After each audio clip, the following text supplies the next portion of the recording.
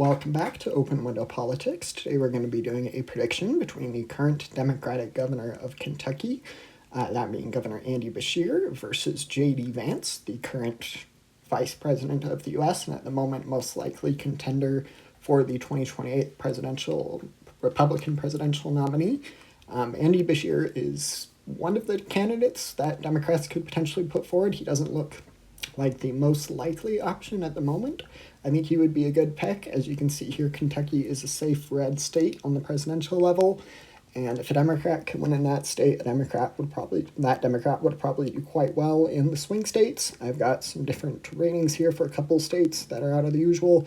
I kept Florida in the likely red column. However, I moved the other three likely states, Texas, Iowa, and Ohio, into the lean margin. I think that Beshear would overperform on Harris's margin for sure, and I think with the general tide favoring Democrats pretty significantly at the moment, that may even be able to do better than Biden, but we'll have to see.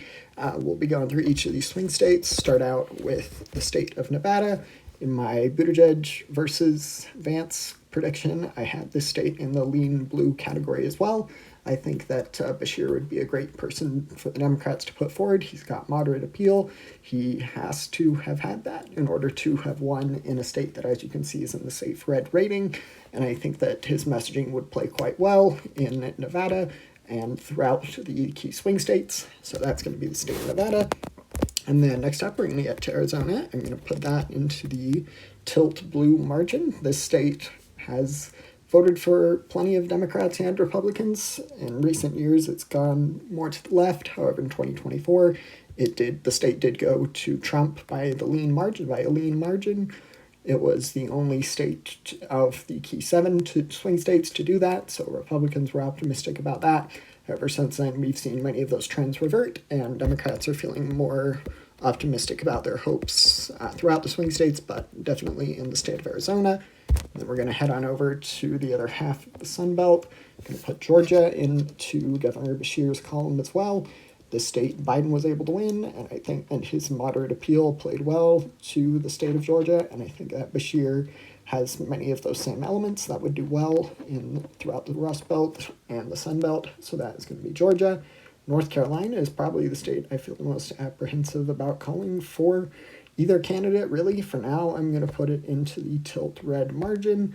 This state didn't go blue in 2020 when Arizona and Georgia did, and it hasn't gone blue since 2008. Since then, it has gotten more Democratic friendly, and I do think in the long run, Georgia and North Carolina will become more and more reliable for the Democratic Party. However, I think that this election would probably be a victory for J.D. Vance in the state of North Carolina. I think it would be close, but for now that is going to be the call. And then I forgot the district in Nebraska. Harris was able to win this district, so I think Democrats would be able to win it by a bigger margin with Andy Beshear at the top of the ticket. So that is going to be that one electoral college vote. And then we're going to get to the state of Wisconsin. That's the one I feel the most confident in calling. I might be willing to put it in the lean category. For now, I'm going to put in tilt. I think that these states will all be competitive. The core seven will be competitive. So no matter who gets put forward, but for now I'm going to put Wisconsin into the tilt blue column. And generally, the Rust Belt votes together. It's been the case for quite a few elections in a row now.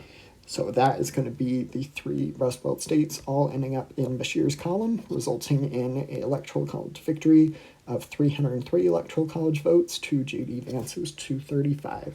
Don't forget to like and subscribe. Thanks.